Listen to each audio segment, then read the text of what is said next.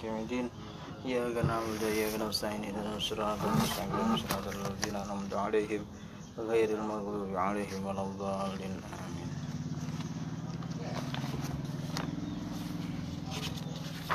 Bismillahirrahmanirrahim.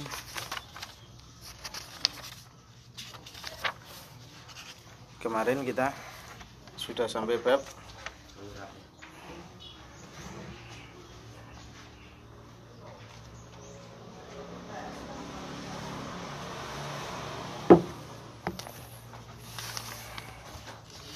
sampai sekarang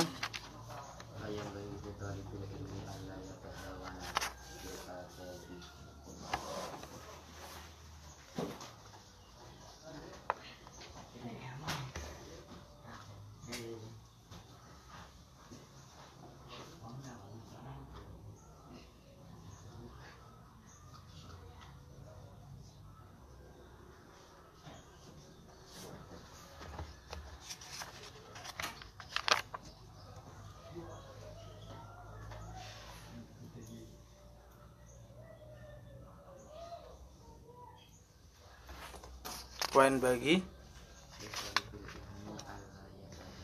ditalibil ilmi. Bismillahirrahmanirrahim. Bismillah ngawiti ngaji ingsun kelawan nyebut asmane Gusti Allah Ar-Rahman zat kang ulas sing dalam dunya lan akhirat, Ar-Rahim zat kang ulas sing dalam dunya akhirat loko. Bayan bagi mongko seyogya. Bayan bagi mongko seyogya li talibil ilmi keduwe wong kang luru ilmu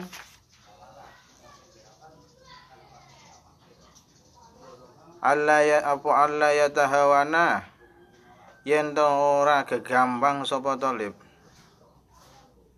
Apa Allah ya tahawana yen to ora gegambang sapa talib bil adabi kelawan tata krama. Bil adabi kelawan tata krama. Wasunani lan pira-pira kesunatan. Fa inna man mongko stune wong.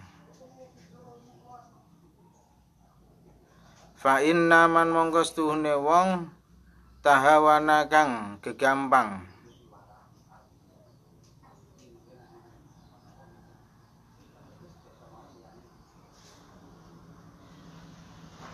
Bil adabi kelawan pira-pira tata krama. Bil adabi kelawan pira-pira tata krama hurrima mongko di aling-alingi sapa man. Hurrima mongko den aling-alingi sapa man as-sunana ing pira-pira kesunatan. As-sunana ing pira-pira kesunatan. Waman lan utawi sapane wong. Waman lan utawi sapane wong. Tahawana gegambang sapa man.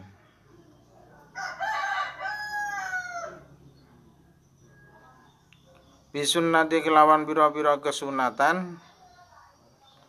Bisunnati kelawan pira-pira kesunatan. Khurrima mongko den aling-alingi.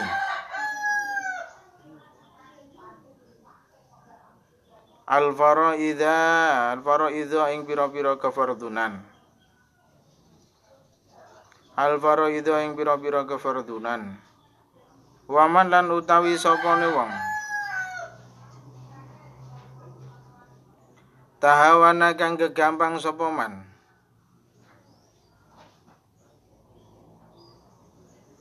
Bil faraidi kelawan pira-pira kefarduan. Bil faraidi kelawan pira-pira kefarduan.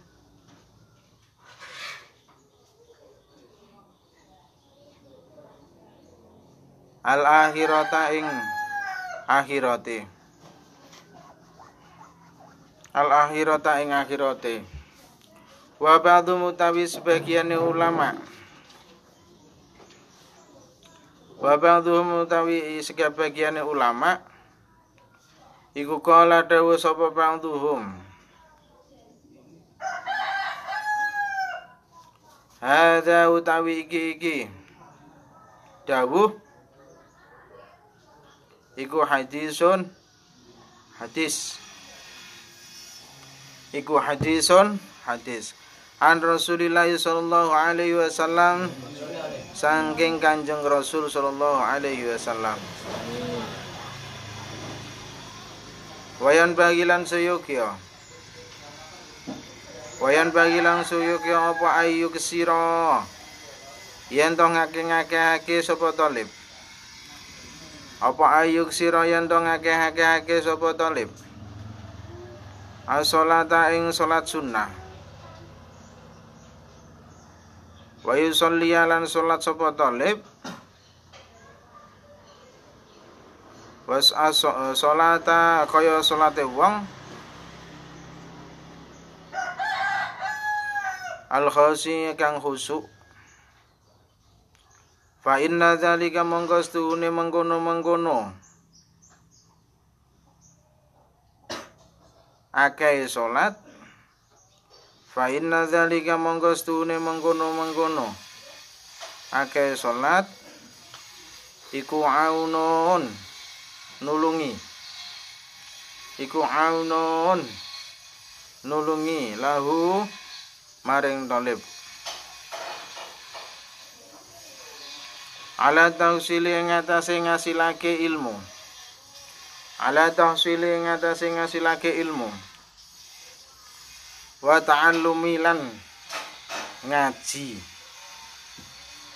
Wa ta'allumi lan ngaji. Bismillahirrahmanirrahim.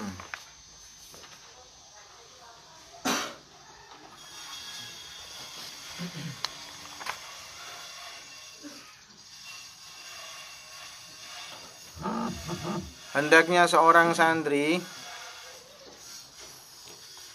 tidak meremehkan adab dan sunnah. Hendaknya seorang santri tidak meremehkan adab dan sunnah.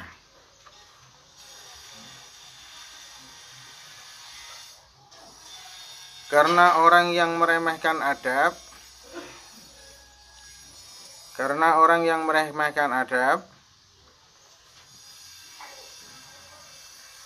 ia akan terhalangi menjalankan sunnah. Ia akan terhalangi menjalankan sunnah. Orang yang meremehkan sunnah,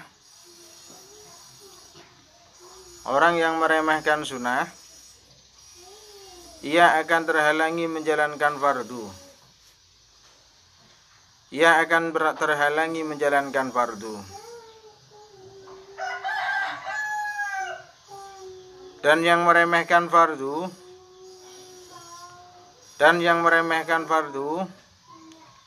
akan terhalangi menjalani urusan akhirat.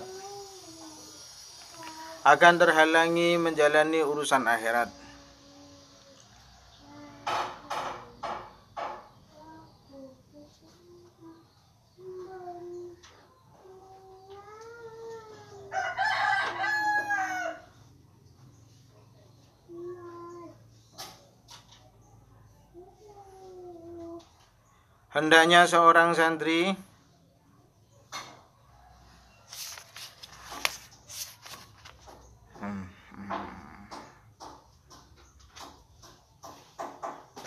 sebagian ulama berkata,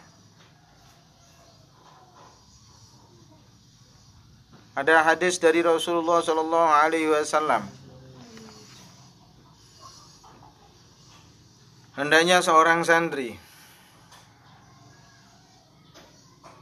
memperbanyak sholat dan melakukannya dengan penuh khusyuk. Hendaknya seorang santri memperbanyak sholat dan melakukannya dengan khusyuk. Karena sholat dapat memberinya kemudahan sewaktu belajar. Memberinya kemudahan sewaktu belajar.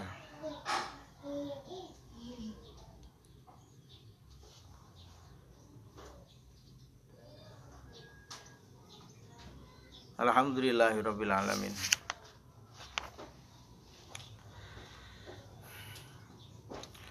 Seorang santri itu tidak boleh meremehkan